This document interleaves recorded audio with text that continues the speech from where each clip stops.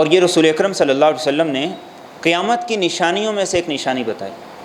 آپ نے فرمایا میری امت کے لوگ ایسے ہوں گے جو رات گزاریں گے کھیل کود میں، ناچ گانے میں، تماشے میں، اور صبح جب اٹھیں گے تو ان کی شکلیں بندر اور خنزیر جیسی ہو جائیں گی۔ اور آپ نے پھر اس کی وجہ بھی ارشاد فرمائی، آپ نے فرمایا حرام کو حلال سمجھیں گے،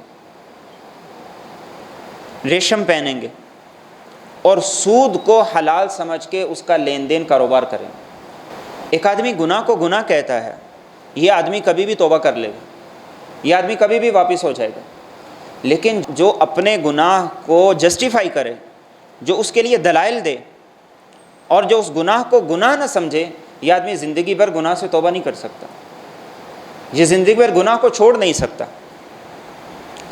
اور قرآن کریم نے اس سود کو، اس کے لین دین کو اللہ سے اعلان جنگ قرار دیا۔ فَإِن لَّمْ تَفْعَلُوا فَأْذَنُوا بِحَرْبٍ مِّنَ اللَّهِ وَرَسُولِهِ، کہ اگر تم اس کا لین دین نہیں چھوڑتے ہو، سودی معاملات نہیں چھوڑتے ہو، تو پھر اللہ اور اس کے رسول کی طرف سے اعلان جنگ ہے۔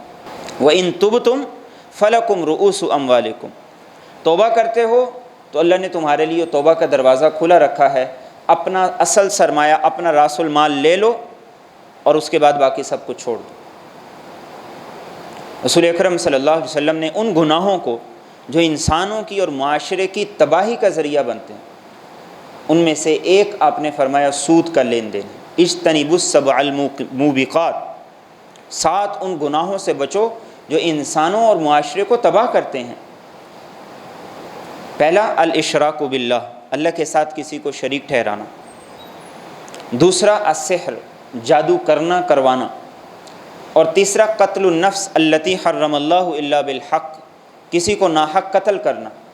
اور چوتھا آپ نے فرمایا اکل الربا، سود کا کھانا، سود کا لین دین کرنا، یہ وہ گناہ ہے جو انسان اور معاشرے کو تباہ کر دیتے ہیں۔